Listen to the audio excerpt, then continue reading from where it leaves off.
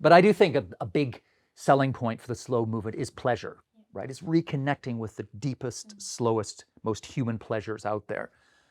Food, sex, relationships, rest, reflection, relaxation, empathy, all those things that require slowness. I think slow offers those, and that makes it a good selling point for the slow movement, because the slow movement is not some kind of hair shirt mortification of the flesh. Sort of, you've got to do this. It's not like sitting people down in front of a big bowl of bran and saying, eat this because it's good for you, right? Slow is actually a lot of fun. Once you get past the taboo against slowness that tells you that slow is boring and sad and unproductive and lazy and all the bad stuff, once you break through that taboo and get to the other side, there's all kinds of good stuff waiting for you.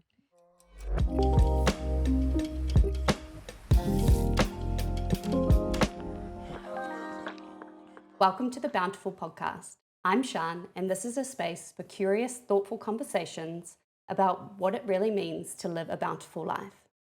In a world that often rewards more, faster, and louder, Bountiful exists to slow things down, to explore joy, resilience, creativity, and the small choices that shape how we live every day.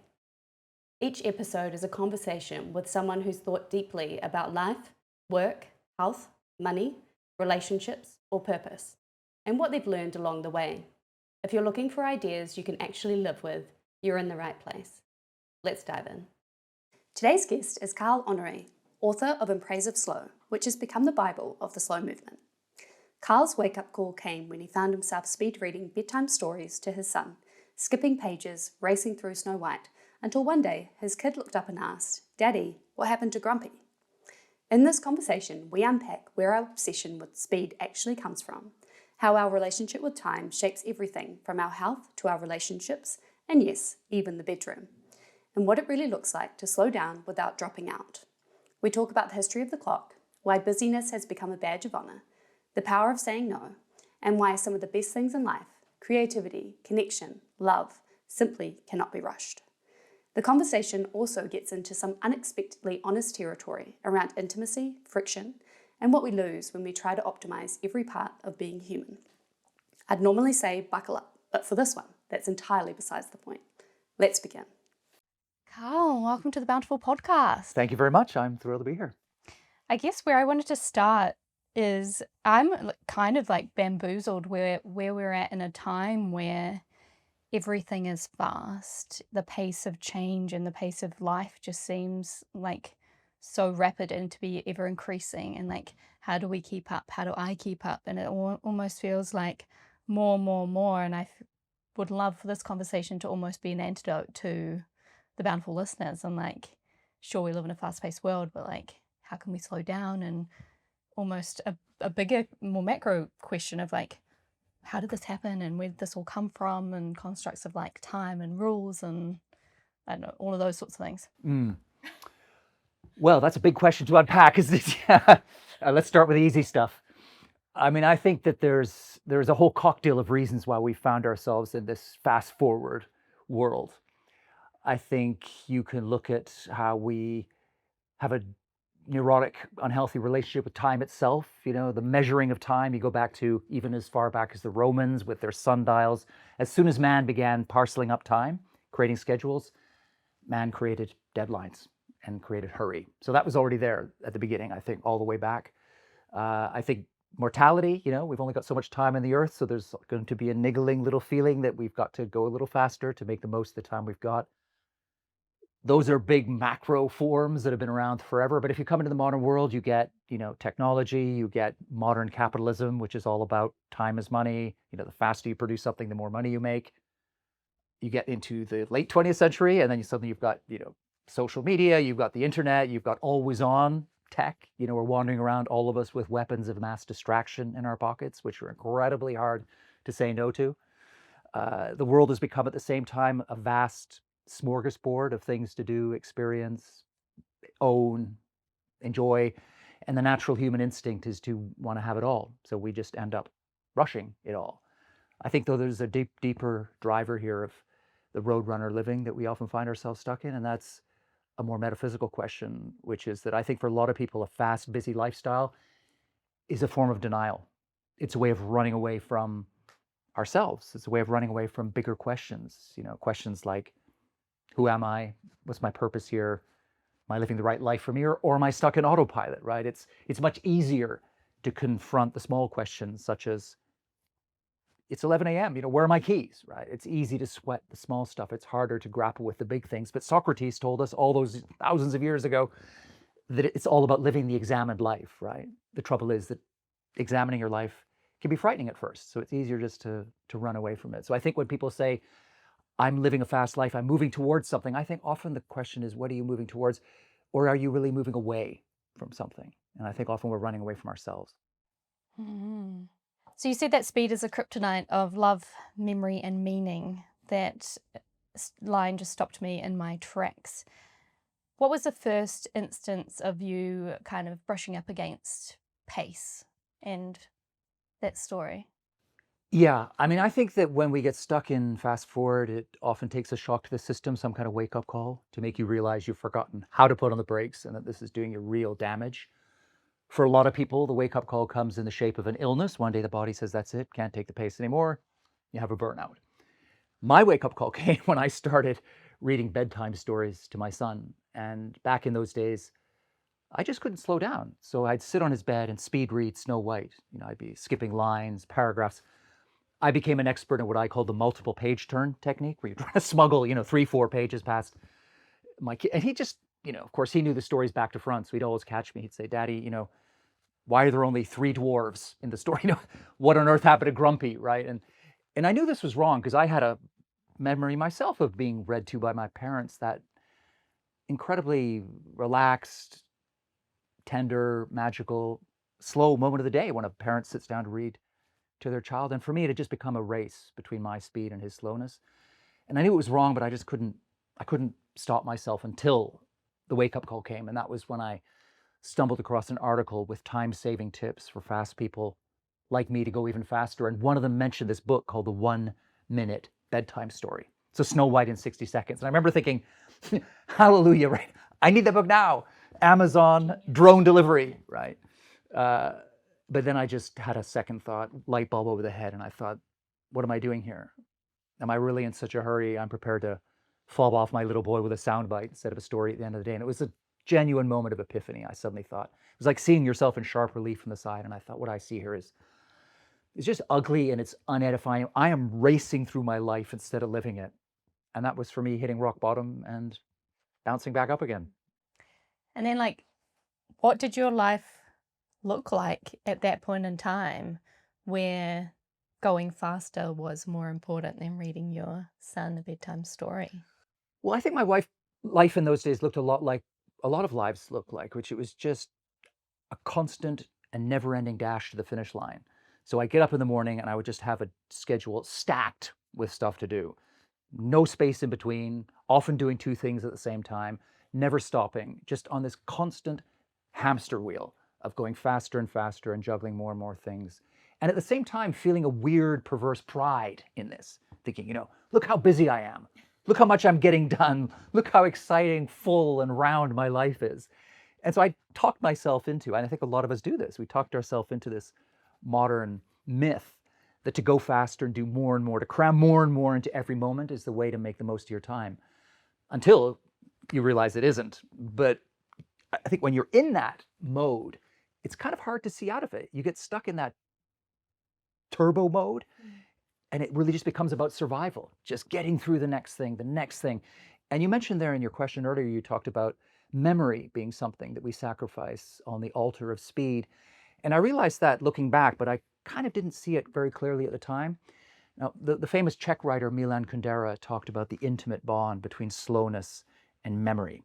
Because what happens when you get stuck in Roadrunner mode and every moment is a race against the clock? Nothing sticks. Everything becomes a blur. And I think we often have that experience when we're living too fast, that you get to the end of the day or the month or the year, your head hits the pillow, you look back and you think, What did I do today? What did I have for supper, right? I finished a Netflix series 2 days ago and I can't remember how it ended, right?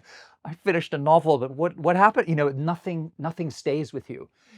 And I realized after I did put on the brakes and begin living what I would call slow, the stuff began to stay with me. I began to be carrying around a a journal inside my head because I had actually been there present fully in the moment, and it left an imprint.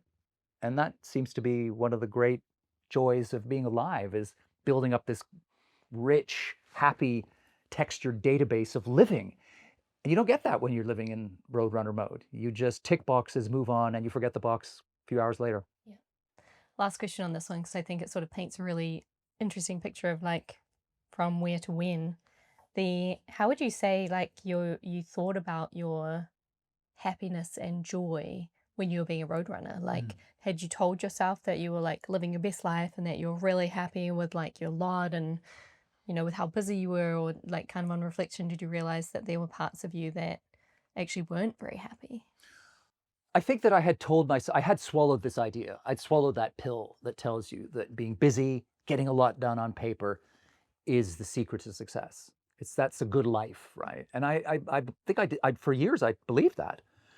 There was always in the back of my mind a little niggling other voice whispering away saying, is this really the case? Are you really as happy as you're telling yourself and other people you are? Are you really living a bountiful life, right? Or are you just living a fast life?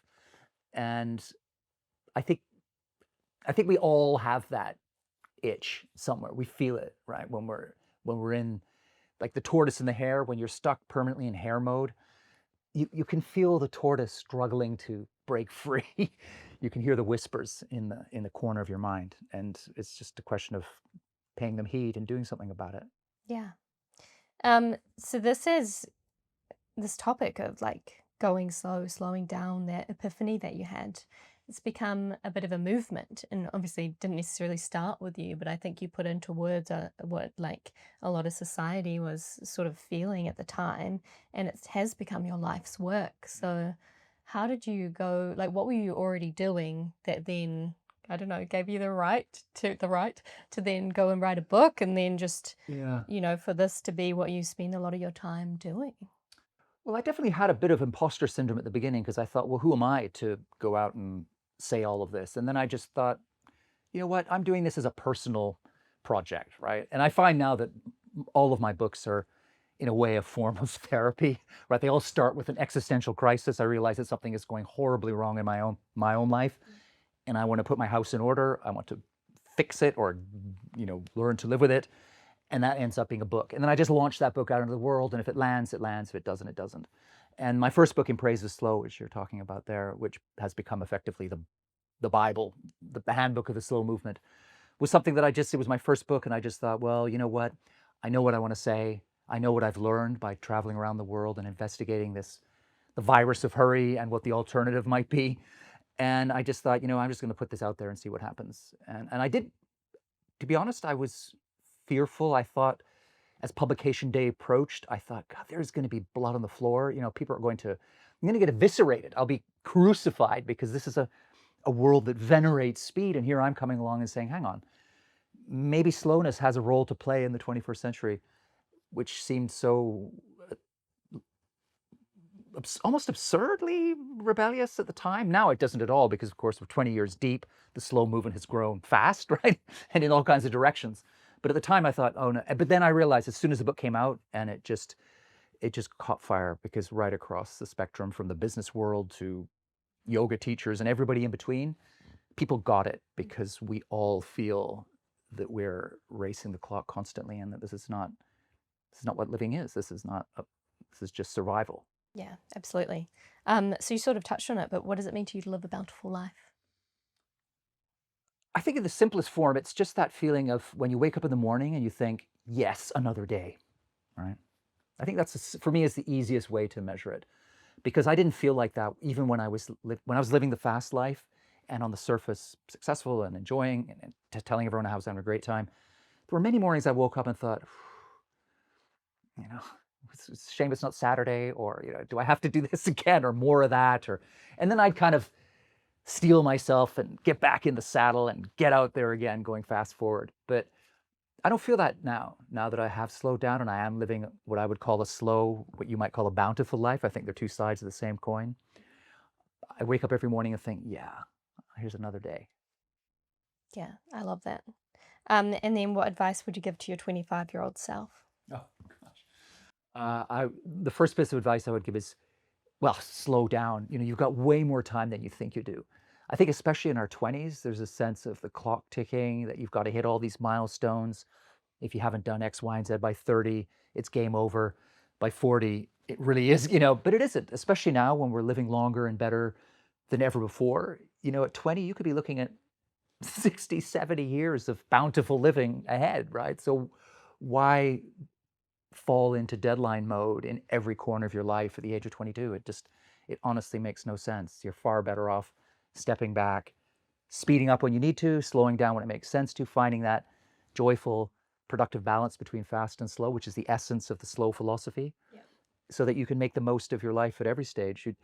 I think we want to get away from this idea that you have to put in the hours now so that you can slow down later. I think that seems a really wrong-headed way of approaching life itself. I think that every stage of life is going to have its rough and its smooth, but by the same token, you want every stage of life to be a dance between fast and slow, where you're finding a different balance, a different equilibrium between those different speeds at different stages, but you're always looking for that what T.S. Eliot called that middle point where the dance happens.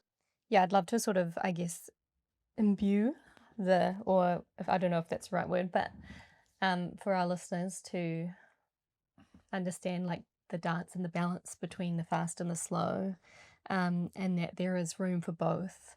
And probably by the end of this conversation, can you tell me a few of the like slow principles that sort of have emerged from your work? Like, are there some tenets that you live by when you're going slow? Yeah, I mean, for me, slow is a really simple, basic one idea. Yeah, it's doing things that musicians call the tempo giusto, right? The correct tempo for each piece of music. And people often hear slow and they think, oh, I've got to do everything slowly and ditch my iPhone and give up my career and move to the mountains and grow organic carrots. That's one version of slow, right? It's not the only one, and it's certainly not one that appeals to me at this point in my life. Maybe at some stage later on, but not now. Slow really is a kind of mindset, right? It's about arriving at each moment thinking, not how do I get through this as fast as possible, but as well as possible. So you can widen slow out and describe it as being mindful, present in the moment, doing one thing at a time, which is so simple but so countercultural in this world of multitasking mania where we're constantly trying to do at least two things at once, second screening when we watch something on Netflix, listening to a podcast when we wash the dishes, one eye on trying to do one thing at a time, giving each thing, each task, each moment the time and attention it deserves. That's a very simple way to just sum up the whole philosophy right there. And once you come at each moment with that ethos, that spirit, that lens, total game changer, right? Because you start doing things better, you enjoy them more, you remember them more profoundly. Everything just levels up. Yeah, love that. So can we talk a little bit more about like the invention of time and then subsequently like the rules that we inherited? Because I think that whole chapter in the book was really interesting, was learning about like, well, time didn't really used to be a thing. Mm-hmm. Well, it was a survival mechanic, but that was pretty much it. And I think tribes didn't necessarily run by time, or they didn't say you have to be here by this time to do your allotment, Yes, right, yeah. So can you talk to me a little bit about, some of those sort of early nuances of where time began, and then then we can fast forward to what began, I think, in Germany or something where they were like, you must do work hours at this time, and then you've got a curfew, and it just sort of all starts to go downhill. Well, and it says people think about time as having the two Greek words for time, kairos and chronos, right? Kairos being more of a kind of natural sort of form of time, fluid. Chronos being the time you measure with a clock. And throughout most of human history, it was natural time. People got up when it was light. They went to bed and slept when it was dark. They harvested in tune with the seasons. They would know roughly the middle of the day with the sun up in the high point of the sky. But apart from that, there wasn't a thin slicing of time into little slivers that you could optimize and, trade and make money off and so on. So I think just that much more fluid, much more natural, much more easy relationship with time. What did it do? It created a society that was just less hurry, right? The virus of hurry there's no question that people would have hurried and found themselves trying to rush to do things. Of course they did it throughout human history. But that wasn't the keynote. That wasn't the hallmark of the way people lived until we got into the modern era. And you can go back to where you alluded to there a moment ago about, I think the key starting point was when we created clocks, began shaving down time into first hours and then minutes, and then placing them in public squares, right? Because that then became the all-seeing eye, right? The panopticon, sitting in the middle of the village, marking out people's lives in chunks of time. And as soon as you can measure time, there's a wonderful Italian proverb, man measures time, and time measures man. And as soon as you start measuring time and dicing it up, time flips the tables on you. And suddenly you have a schedule.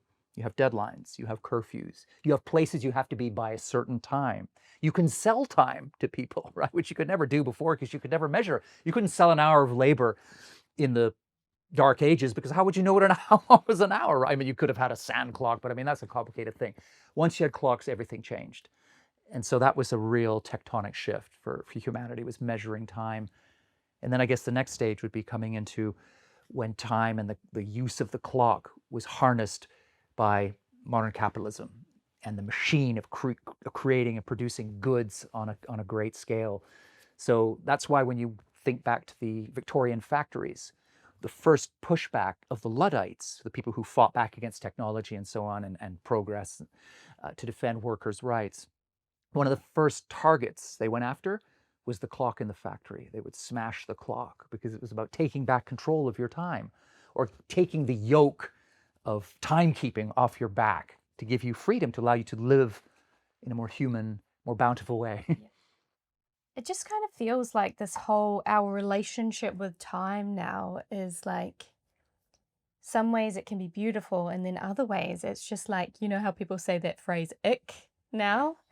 Where it's like so regimented. And I think when I was reading some of the passages in the book, I was like, oh my gosh, like forced to do things, like put in rules. Like imagine getting a curfew for the first time where you're like, what do you mean I can't go out of my own house at 9 p.m.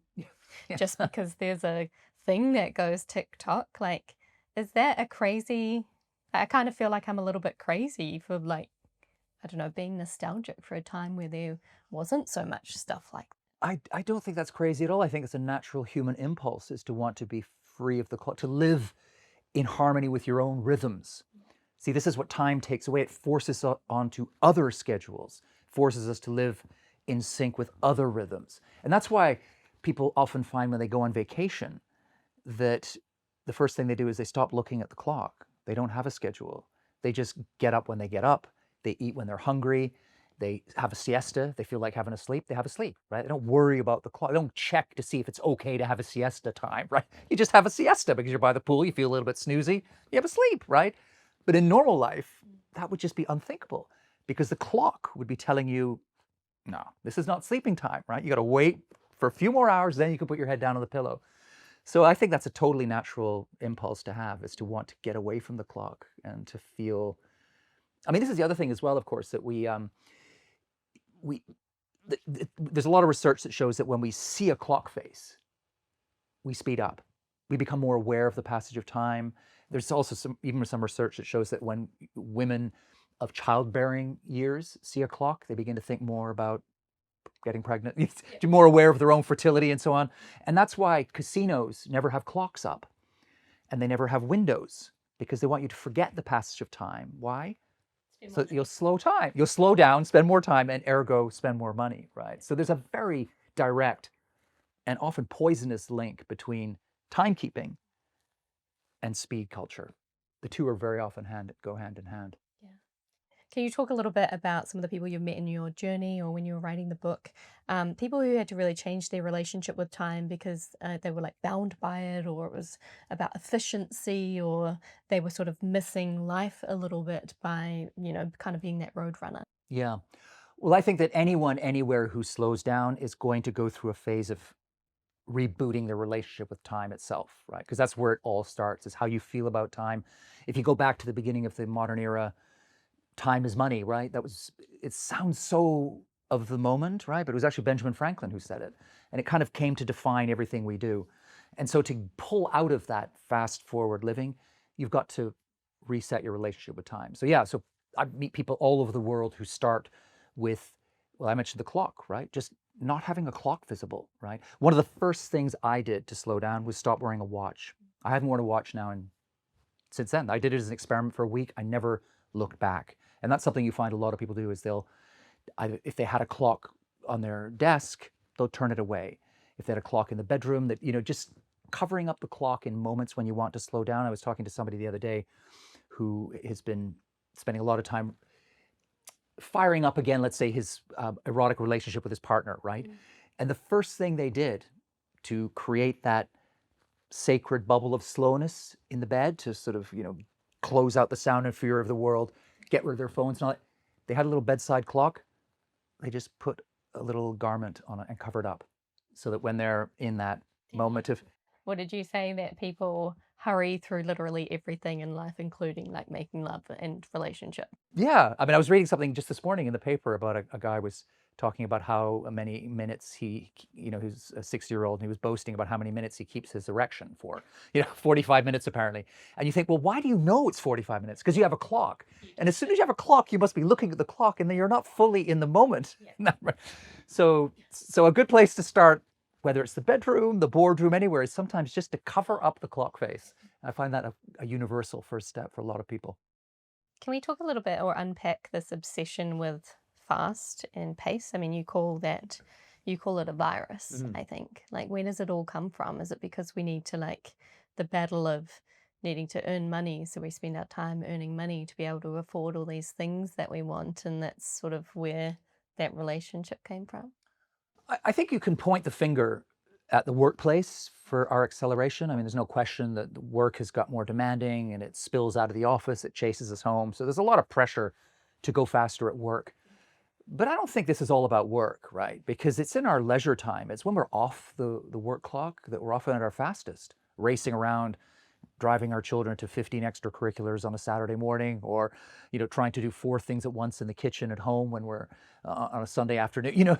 This is something that's all around us everywhere. So work is part of the equation, but I think it goes back to other drivers. I think it's, like I said before, I think a lot of it is a way of running away. It's a way of running away from ourselves, a way of avoiding deeper, harder questions about our lives, who we are, what we're doing with our time.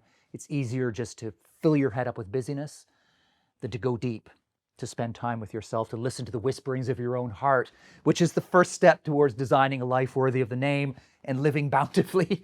But it's scary at first, right? Especially if you spent a lot of time running around like a headless chicken and you haven't done that internal metaphysical homework.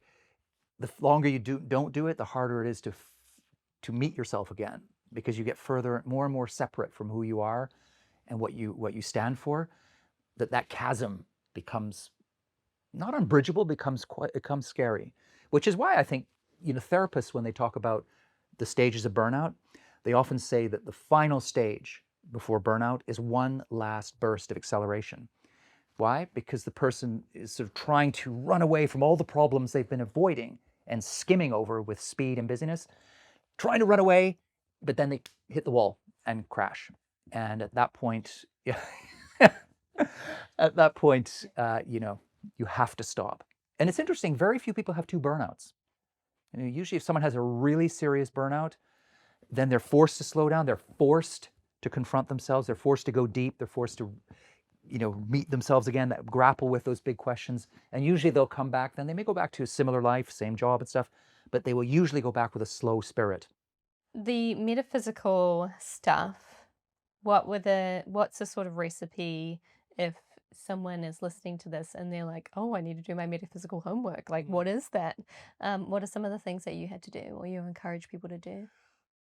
I think walking is a really good starting point. There's something about the kind of fluidity, there's a slowness to walking, right? That the act of walking is itself slow, because as soon as you walk too fast or too slow, you feel it, right? It's uncomfortable. So you find your tempo giusto when you walk, and then the mind and the body are kind of in harmony. And I mean walking without listening to music or podcasts or watching something on Netflix, heaven forbid, right?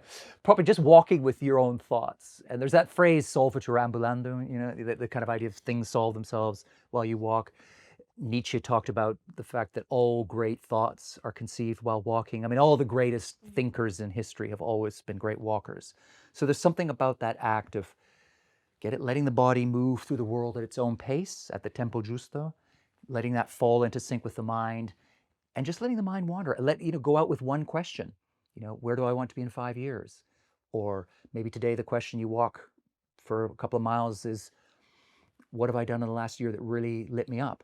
And just sort of sit with those questions and just try and focus on that question. Let your mind wander. You'll move away from it. You'll suddenly start thinking about the shopping list or wondering what's on Netflix when you get home. Let that thought pass, move back, and just kind of just sit with that question. I find when you go out into the world walking, I mean, for me, that's something I still do that a lot, is just go for a walk when I'm trying to unpick something, or when I feel like I'm drifting away from what I stand for, or I feel like I'm not quite in harmony with where I want to be. I think walking is a very good way to begin unpacking. Yeah, and then what comes after walking? Yeah, I think a couple of things I'd recommend for people is, I think to keep a journal of some kind is really helpful, because it's one thing to go for a long walk and have 2 or 3 metaphysical breakthroughs. You're probably going to forget 2 of them by the end of the week, right? Write them down. Write that stuff down and revisit it. Go back and marinate on those thoughts. Build on them. Play around with them. Tweak them. That sort of thing. So try to keep a sort of journal of some sort to accompany you through this journey towards slow. A second thing is, I always recommend keeping a not to-do list. So we all have to-do lists, right? Which we're all jammed and overflowing with stuff. I think every day or a couple times a week, stop, look at your to-do list for the coming days, and every day pinpoint one thing that you can drop. And there will be one thing, because nobody is so important. So find one thing you can drop. It might be a meeting at work that you can duck out of. It might be a social event that doesn't really mean that much to you. It could be half an hour of doom scrolling you do in the evening, sitting on the sofa, right, on social media. Whatever it is, pinpoint it and drop it. And then don't just drop it, but keep a separate not to-do list and move those things onto the not to-do list. And then keep those not to-do lists in a drawer or on your phone somewhere. And every once in a while, look at them. And I find that's a really useful exercise, because it's a reminder that in the moment when we let stuff go, you think, oh no, the sky's going to fall in. This is terrible. This is also important. I can't let it go. You look at that not to-do list where that item is 2 weeks later, and you think, why? That wasn't it. I totally forgotten. It didn't mean anything, right? So having a not to-do list, I think, widens your view, and it gives you a longer term perspective. It allows you to see what's really important. Because actually another way to think about slow is it's about saying no, right? So my book is called In Praise of Slow. It could easily have been called In Praise of No. Yeah. So I am Dr. No nowadays, right? I mean, I say no to so many things, and it's immensely liberating. It's terrifying at first, because we live in a yes man, yes woman culture where you got to say yes to everything. You got to people please. You got to do more and more. But that just means you end up doing way too many things and not doing them very well. As soon as you say no to things that don't matter, what you're really doing is saying a big yes to things that do matter. And that really sits at the core of the slow philosophy, is less is more. And a not to-do list is a really helpful lever to get into that habit. So how do people in the hurry culture, in jobs, needing to earn the money, going for the promotions, blah, blah, blah, like needing to provide or just like get ahead, if they're looking at their life being like, I feel like I'm missing something, or like, how do I have a successful career, but also like not be such a road runner, like have slow principles? It's like, how do you live the life that you want, but also maybe do it a little bit more intentionally? Yeah, well, I think that there are some, I want to say careers, but there's some companies that people work for that are just brutal, right? And I think it's probably impossible to live a slow life working for them. So you're going to make a choice in that case. You're going to stick with the company and not live a slow life for a few years or whatever, or you're going to get out and go design your own life. So you're either going to become an entrepreneur and run your own schedules and so on, or you're going to join one of the many companies where it is possible to find a better balance between being on and off and fast and slow, and have a thriving, exciting, fun career, but at the same time be a fully rounded human being, who's living a life that they're proud of. That is possible in a lot of companies, but in some it's not. In a minority of companies, I think it's not. But in the companies where it is possible, you've got to step up. It's not going to fall into your lap. Very often you've got to get the ball rolling. You've got to suggest little experiments or tweaks that could be done within your team or department, and say, you could turn up and say, well, why don't we run a little pilot project this week? And this week, everybody, I don't know, leaves the office when their work is done instead of sticking around to be the last person out, right? Or everybody is allowed to switch off their phone for 2 hours in the morning, or doesn't have to look at their phone in 3 days, whatever it is, right? Run the experiment. At the end of the week, everybody sits around for a debrief and say, what did that feel like? Did it mess up our work? Were we able to focus more? Did we get more done? Were we more productive? Could we play around with this, modify it a little? What's the right balance? What's the perfect recipe for our department, our team, to bring that slow principle to life for us? And just to kind of work your way into it with little experiments. And I've seen so many examples of that working. I think the problem is that people arrive and there's just so much noise in the culture telling you that you can't slow down at work, that if you slow down, you're toast. You're roadkill. You're roadkill and toast if you don't slow down, right? You need to strike that balance. So the next step is how, and that's where these experiments come in. It's getting other people in your environment, your office, to talk about it, because they're all feeling rushed as well. So get those blinders, the barriers down, and start talking and work out those little points where, yeah, we can pull the lever here, slow things down a bit. We're going to get more done. We'll make fewer mistakes. We'll have better communication. That will fire up innovation. We'll have a better leadership culture because people are listening. They're not rushing all the time. And so many benefits will flow, but you have to take that first step, and you have to take it, I think, in the form of pilot projects, rather than turning up one day and saying, okay, we're going to do this slow forever now. No, that's just pointless. That's never going to work. You got to roll with the punches and test stuff out. Yeah. Can you have the best of both worlds, where you're being like productive and efficient, but also living your life? Yeah, I think you absolutely have to aspire to the best of both worlds, because everybody's a winner then. The Economist magazine did a big survey looking at pace in the modern workplace, and they came to a conclusion that is a perfect summary of the slow movement. The standout line from that survey was something like this. It said, forget frantic acceleration. Mastering the clock of business is about choosing when to be fast, which is a bit we all know, but also when to be slow, right? When to be fast, when to be slow, when to be on, when to be off, when to lean in. Everybody's being told to lean in, but then sometimes when to lean back, right? Put your feet up and have a rest. And that's when you master that changing of gears between fast and slow in the workplace. That's when the music and the magic happen, right? From the boardroom, but also in the bedroom. And look who's telling us to slow down here, right? It's the Economist magazine. It's not Buddhist Monthly or Acupuncture Weekly, right? It's the Bible of the most entrepreneurial, ambitious, go-getting people on the planet. And they're coming to the same conclusion, which is that in a world addicted to speed, slowness is a superpower. Can we do an experiment where you tell us about your own experiments? Like, London is one of my favorite cities in the world. It is fast-paced, pretty crazy, a lot of the time, has little bits of everything. What were some of the things that you had to do in order to live a slow life in a really busy place? Yeah. Well, the first thing was, coming back to what we were saying before, was saying no, right? Because London is this just endless smorgasbord of stuff to do, right? And I love the arts, and you can go see incredible plays in it. And I just was trying to cram too much in. So I just took a step back and said, you know what? I'm going to go out and do maximum 2 outings a week, maybe sometimes 1, depending on how I'm feeling that week, instead of 4, right? So less is more, right? Just saying no to things. And I found actually that I was enjoying the things I was seeing much more and getting more out of them and remembering them a whole lot better afterwards. I also began changing my approach to queuing, right? So, which is, of course, is a great British tradition, right? The queue. But I used to abhor queues, just hate, because it just felt like the world was stealing my time. It was slowing me down in a way I didn't want to do. And I would just feel almost a physical revulsion and fury, like in my gut, feeling with the queue. And I completely changed my approach to queues. I began to see them as a little gift, a little bubble of slowness that the city was giving me. So, okay, I've got a queue for my whatever, ticket to get here or to pay for something. Rather than chafing against it angrily, I said, I'm just going to sort of settle into this. So I would just take a few deep breaths and maybe start a conversation with the person in front of me or behind me. And, this could be a frightening thing for people, especially in a big city, especially a city like London, where The English are famous for their social anxiety and not talking to people. But actually, Londoners, when you break the ice, are really quite chatty.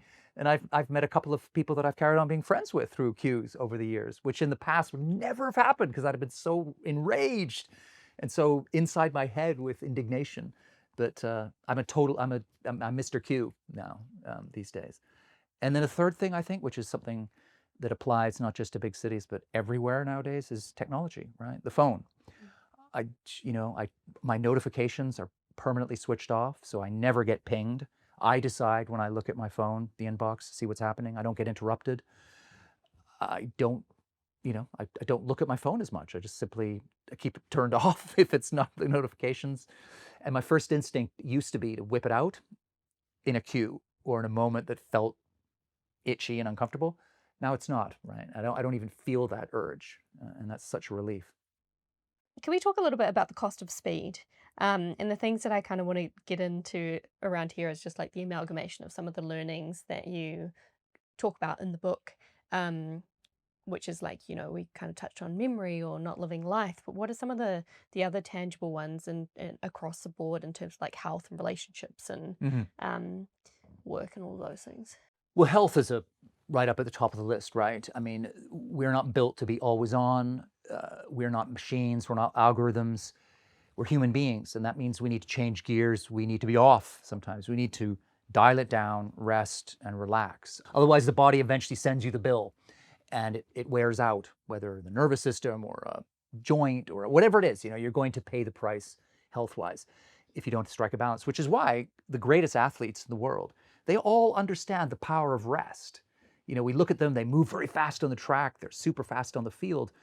But what goes into building that speed? It's a lot of slowness. It's a lot of sleeping.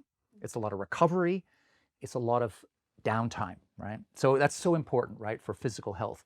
Also for emotional health, right? To have the time to take pleasure from things and to connect socially with other people. This is something that we also sacrifice on the altar of speed, is human relationships. Like, you cannot accelerate relationships. We try to, but you can't do, you can't make someone fall in love with you faster because you want to get married next month, right? You can't forge a deep, abiding friendship, because you need someone to backpack around Asia with you tomorrow. Yeah, you can't download Team Spirit from Amazon. These things take time. They have a natural arc. That has not sped up. And if you don't invest the time and attention in relationships, you don't build bonds. And without bonds, we're nothing. We are social animals. And in fact, the research more recently has shown that loneliness, which we are in the middle of an epidemic of at all generations, right? A loneliness epidemic around the world. People disconnected, not having close friends, not having people they can confide in. Loneliness is as bad for you as smoking 15 cigarettes a day, right? So the facts are right there before us, that it's bad for your physical and mental health not to slow down. You also lose creativity, right? Now we're at an age when the thing that we have most is our creativity. Artificial intelligence now, AI, is threatening to take away so much from us. Maybe the last thing we're going to have left will be empathy, human relationships, listening, and creativity. And those things require slowness. Creativity particularly, right? There's an intimate bond between slowness and creativity that the greatest thinkers in the arts, science, business have always understood, that you have to slow down to... And we know this, like, from science, shows us that when people are in a relaxed, unhurried state, the brain shifts into a richer, more nuanced, more creative mode of thought that psychologists call slow thinking, right? And we all know this, right? If you think about it for a second, when do your best ideas usually come to you? The shower or walking. There you go, right? They come in those slow moments. Nobody ever says, my best ideas come when I'm juggling 94 emails or racing to meet a deadline with the boss breathing down my neck. They come in those slow moments, swinging in a hammock on vacation, soaking in the bath, right? I actually do a lot of weed eating, like cutting grass, but with a bushwhacker. Oh, I love it. Yeah. And some of my best ideas, like strategy ideas, will come when I'm like weed eating, bushwhacking. Yeah. Which is like kind of a fast thing, but with like a slow. Because if vibe. you put the harness on, you're kind of just swaying from side to side, cutting the grass. And I'd be like, oh, I pieced it together. Like, it just came to me. Wonderful. I wish I don't have any grass I live in London, so I've got a patio garden. Highly recommend. Yeah. My best ideas come when I'm doing those long walks, I tell you. Something that's interesting in this whole conversation is like the slow living movement. Is it just for the elite? Is it just for people who have money or who have affluence? No. That's something that I think people don't assume that so much now, but at the beginning, that was an assumption was, oh, this is for the Epicurean, food-loving, wine-sniffing, type. And it's not, no, because really it comes back to what I was saying at the beginning, that slow is really just a mindset. It's about how you move through each moment. Do you move through that moment as fast as possible or as well as possible? If you go for as well as possible, you are a member of the slow movement. And that's something that's there for everyone. That's not something confined to venture capitalists or hedge fund managers or even, ordinary middle class people. People of all social economic strata can get on board with this, and they are, right? I mean, I was just in a doing some work on community gardens, and so I do some work at community garden here in London, but there's community gardens that are springing up all over the place in big cities, and very often, like in Atlanta, for instance, in Georgia, in the United States, they're springing up in poor neighborhoods, in food deserts, where people don't have a lot of money, and they're creating a deeper connection with the land, with the soil, with those slower, bigger rhythms of nature.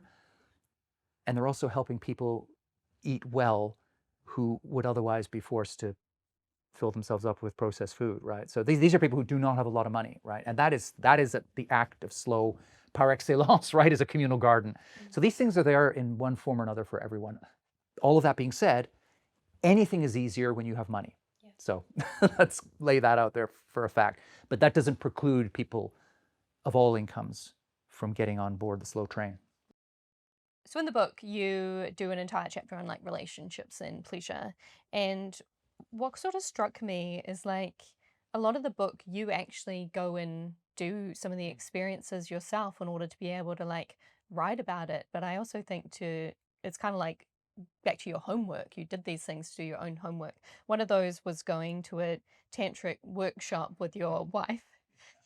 So I guess my first question is like, how did you have like the openness to be like, yeah, I'm going to go to this, what possibly at the time was like a weird sort of woo-woo workshop to be more sensual or something? Yeah, well, I'm definitely not from the woohoo camp, so that was a heavy lift for me, and especially for my wife, who took a lot of persuading to come along, my English wife.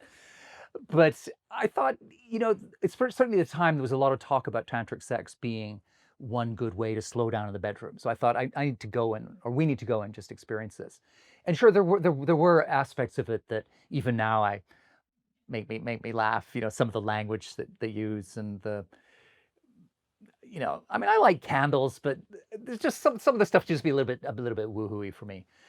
But we rode with it through the workshop, and it began to work its magic in a way, because what it was doing was saying, even though it was dressed up with tantric stuff, it was just bringing a very simple message, which is that the core of any kind of relationship, especially a romantic one, is slowness. It's being there, present for each other, physically, emotionally, spiritually, just being together in that sacred bubble.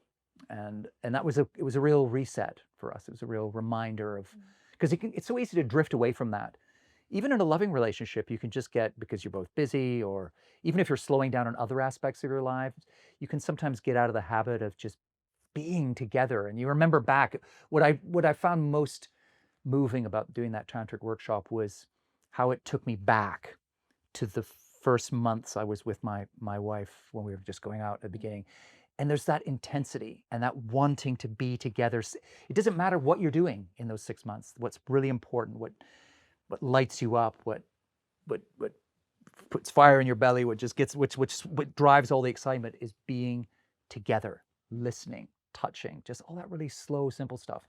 And it was kind of a reconnection with that I found really helpful with the tantra. Even as we were often giggling at some of the stuff that was going on, and still do even all these years later. It kind of goes back to what you were saying earlier about the like 45, the old dude who was measuring the length of his, or the time of his erection being like the goal being like how long, rather than like whatever he was using that for. and how our culture is so obsessed with fast everywhere rather than prioritizing like connection. I'll give you another example. Just a little while ago, a magazine for couples came out here in Britain with a headline on the front cover that just stopped me in my tracks. It said, "Bring her to orgasm in 30 seconds." So it's, so it's like even in the bedroom, it's on your marks, get set, go. If we carry on like this, sex will be an Olympic sport before long. But it's funny actually. Whenever I have actually mentioned this technique of dragging a woman to the sexual finish line in half a minute in a few public arenas around the world when I'm doing talks. And the same thing always happens afterwards, which is that after I finish speaking, a few of the men in the audience come up to me and they say, "What was the name of that magazine and the and the issue number?" You're like, this is No. not the point. No woman anywhere in the world has ever asked. I think that's an important thread to pull on here, which is that people nowadays, everybody wants metrics and things on graphs and stuff that can be turned into an app and stuff.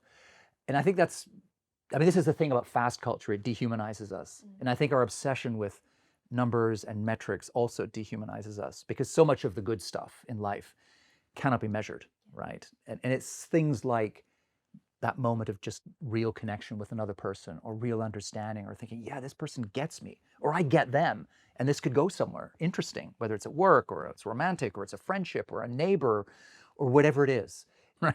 That's when the real magic happens. That sort of brings me up to questions around like, well, how do we connect better? I feel like so much of life is bringing, because we all do life so separately these days in our little houses, in our worlds, we bring our life to our connections. And then it's like, well, we're talking about our life to our connection, but I don't know if we're actually connecting about our life. I think, and I don't want to sound like a Luddite here because I am not a Luddite, right? I've got all the gadgets. They're great. I use them all the time. But I do think that we have maybe reached an inflection point now where we're spending too much time mediated through screens and we need to get back more into the real world. I think the pandemic was a reminder of that. There's some really interesting numbers that show that the digital native generation, the kind of late teens, early 20-somethings now, are themselves, separate from what their parents are telling them to do and what everybody, they are unhooking from social media. They are seeking out cafes where nobody has a phone, walks where they can go through the woods with people who aren't on the, that sort of thing. So I think we are at a stage now where people are getting back to being together in the physical world. And that is where real connection happens. I mean, you can connect and you can cultivate connections through Zoom. Of course you can. I'm not against any of that. It's great. But as a complement, not as the thing itself. The thing itself is being together. We are creatures of the physical world. We're bodies, we are in our own bodies. Our bodies matter. And to be together with other bodies, and whether it's as I do, go up to a communal garden, or I've been working in a soup kitchen, all these things that you do in the real world, these are the things that give life meaning and texture and bring us together in a meaningful, bountiful way. Do you think so much of that is why we're seeing, like, in particular, like, just a lot of young people seem to be, like, part of the make it from scratch generation, or they're the, like, sustainability, sort of self-sustenance community? Like, there just seems to be or, like, trade wives? Like, Yeah, trad wives, where they're like, yeah, I'm going to basically just do what bake bread and 1950s wives essentially did and take care of my husband. Like, is it a revolt against busyness and productivity? And I think it is. I mean, if you look at the slow movement across all the different domains, whether it's slow sex, slow technology, slow travel, slow art, slow whatever it is, you will very often find young people pioneering and driving those movements, right? It's the digital native generation who are saying, okay, we love Snapchat, Instagram can be fun some of the time, but not all the time. I want to find that balance between fast and slow, between real life and tech, between screens and that kind of messy, but kind of exciting thing about being around other humans, right? In a physical space. So yeah, I think, and for me, that drives my optimism, that because people, I think, often assume that slowing down is associated with getting older. It's older people must be leading this slow movement. It's the opposite. It's young people who are saying, yeah, we like some speed, but we also want to temper it with some slow. We want to bring that slow spirit. And there's a great new, I don't know if this ritual has reached New Zealand yet. Have you heard of stacking? It's this ritual now. I just saw some young people doing it in a cafe near my house here in London the other day. It's when young people go out for a coffee or a burger or whatever they're out for, right? They all sit around the table and they stack up their phones in the middle. Oh, yes. And whoever grabs the phone first to look at pays the bill for everybody. Yeah. Which I think is a lovely way of saying, we have this moment here together. We'll never have this moment again. Why ruin it by trying to be in several moments at the same time? That's slow in action right there. And that's something that young people have come up with. That's not my generation who didn't grow up with screens inventing stacking. That's people who grew up with an iPad within easy reach from the cradle onwards. I'm a bit of a Grinch when it comes to like notifications and sounds, especially like with other friends. And so like if I'm out for coffee with someone, or if I'm in a dinner and someone's got their sounds on and it's going like ding, ding, or someone's Yeah. got their text typing, I actually like rightly or wrongly get like quite irritable. Not because I don't want that for them. I'm like, you're bringing this into my like consciousness, and I've already opted out. Like, I don't want that, and now you're like forcing me to Yeah, have to I'm listen the to same. this. I'm the same. The other day, I was in a quite reasonably nice restaurant, having a meal, and at the other table there was a young couple with a child who was probably about 8 years old, who was sitting watching a video on Baby full Shark. volume. Right. I just thought, you've got to be kidding. We're all here. And I actually did say something, and they apologized and turned down the sound. And you're a parent too. You Oh, know what it's like. I know the temptation, right? Yeah. Children are hard work and can be very irritating. And sometimes, the just plugging them into something or outsourcing them to a screen can seem like a pretty appealing prospect, but ultimately it's not good. It's not where we want to be. That's not what childhood is. That's not what sitting around the table should be about. It should be about, sometimes there may be moments when people are acting up, or there's awkward silence, or there's a fight or a disagreement or something, but that's life, right? That's how you learn to negotiate a world which is all about compromise and not getting what you want and everything. This is the problem. Part of the fast culture is this Silicon Valley obsession with frictionlessness, right? Everything's got to be frictionless, right? You get your pizza delivered without friction. You have a date is set up without friction. But friction is where the interesting stuff happens, right? Friction generates heat and light, and you need those little points of discomfort and, gosh, what do we do here? That's how you get out of the groove. That's how you find a new groove. That's how you innovate and come up with new things. That's how you live life rather than just skim the surface. So you traveled all over the world for the book, and I think you have continued to do so. I'm quarter Italian, and I just have this whole notion around like, I love the like Italian life of like a lot of the stuff that they prioritize or used to prioritize is just like so beautiful. And I think Europeans are actually pretty good at this in general. They used to be, where they have like rent control, so they can spend more time on leisure activities, and then the Spanish used to have their naps, and then the Italians used to sit around, and the old men just used to drink their coffee for like what seemed like 8 hours. Tell me what you learned from like Italy and the slow food movement and slow cities and all of that sort of stuff. Yeah, in some ways, Italy is a spiritual home of the slow movement, right? The one of the early vanguard movements in slow movement was slow food, which started in Italy and is all about taking time over food and getting all the kind of cultural and social and physical pleasure you get from eating well and taking time over food. So there's a kind of culture certainly in Southern Europe, of not being ashamed or guilty about pleasure, about enjoyment, right? Whereas I think the further north you get in Europe, you're getting closer to that Anglo-Saxon, North American model, where people feel a little bit guilty about having fun, and that the devil will find work for idle hands to do is more Protestant than Catholic, right? So there's a lot to be learned, I think, from those Southern European cultures, where you take time to enjoy the simple things. You take time to be with other people, the sitting around in the plaza, right, or piazza, right, just shooting the breeze with your family, with friends, lingering over a meal, taking the time for that sort of thing. And family, of course, is much more central in those cultures than it is, say, in the more individualistic Northern European cultures, which are more lonely, right?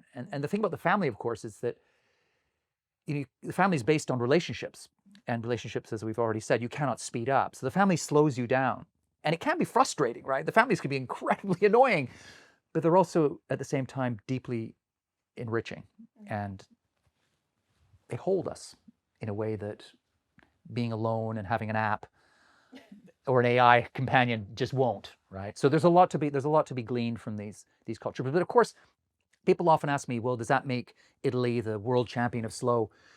There is no one culture that does it all right. And the virus of hurry has gone global, and you find it in Italy as well.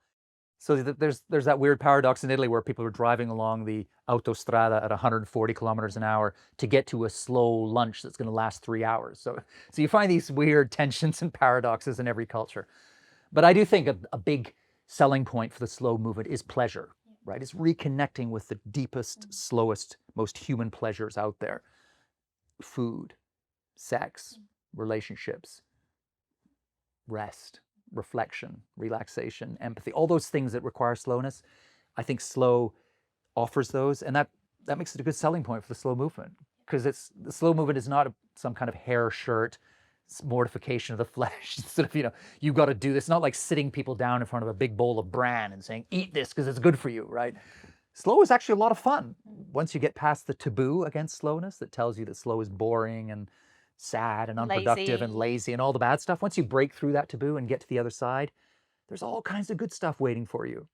So, I mean, as we sort of start to wrap up, like, how do you do that? Like, we've been so bred, I think, or socialized as like, sure, you can have fun, but not too much fun. Like, I mean, as you said, like, a lot of people feel guilty, or they've lost pleasure doesn't feel fun. Yeah. So how do you rekindle that? So, and like, how do you get over the taboo? I think through small baby steps, right?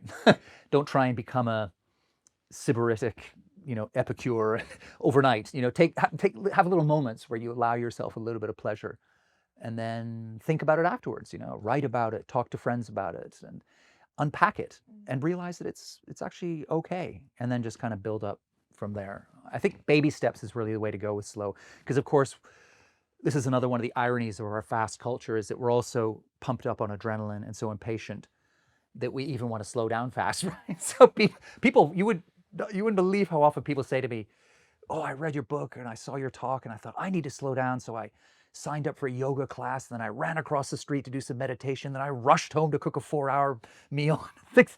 You missed the memo. You didn't quite get this right. That's not what it is. It's, little steps. It's deeper, more tidal shifts in the way you think about time, how you move through the world.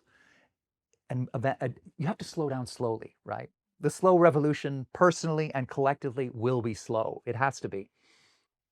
My own journey with slow was like, I used to hate winter. I'm a fruit season girl. Like, I love summer fruit, stone fruit. In New Zealand, we get that in the summer for like 10 weeks. And then in winter, we get apples and pears. And maybe oranges. Yeah. Definitely bananas. But that's it. You got like 4 fruit. And I just lamented this whole winter. Like, I love winter, but the fruit, I'm like, ugh. Yeah. And then I moved to a place that has 4 seasons. And then I started baking bread because I'm gluten-free, and it just seemed easier and more affordable and less preservatives, blah, blah, blah. Started baking bread. And then now I'm like, oh, well, now I know how to preserve and make bread. And then I grow all of my own crops. And then I started learning how to preserve. All of these things take a phenomenal amount of time. And this is the first season that I have really loved winter, because I came home from America and I'm like, oh, well, I can have my homemade granola with my yogurt, with my preserved pears. And that for me was just this whole thing kind of coming full circle. I'm like, okay, what's next? Homemade ravioli. And my husband's like, do you really want to sit down and make like pasta for a few hours? And I was like, yeah. Like, exactly. That just seems so fun. Yeah. This lovely, what you're talking about there in a way is something that we have lost in the modern, is the cycle of the seasons. And that's also tied in with this deeper slowness, right? That you cannot speed up Mother Nature. Mother Nature does not do speed. She has her own rhythm, and you either conform to it and embrace it, or things go wrong, right? And I think once you sort of surrender to the seasons and say, okay, each season brings with it its own cornucopia of pleasures small, large, and everything in between, that's when the door opens to all kinds of magic and stuff. Like, I mean, I just did last week, I did a pickling workshop, right? Where we made pickles and stuff. And I've done a bit of pickling before, but there's something, I've got, chutneys and jam, and just to go down and pull it out and bring it, it's just connects you with what you did back then. You also see the jars that will be eaten in the future. You're creating a kind of arc of time. And I think the thing about the fast forward culture is that it's very much about the speed of the now. It's everything's happening right now super fast, and you lose sight of where you've come from and where you're going. And I think slowing down and tapping into those cycles of nature widens the lens and allows you to kind of have a bigger view of time, so that you're not just imprisoned and anchored in this frenetic present. You've got the past, you've got the future, the present. They're all kind of swimming together in this delightful pond of joy. I didn't realize it as much now, but now that I've read your book and had this conversation, I was like, oh, maybe I am actually quite far through, like learning, like doing my own homework in the slow movement. It sounds like you're a poster girl for slow.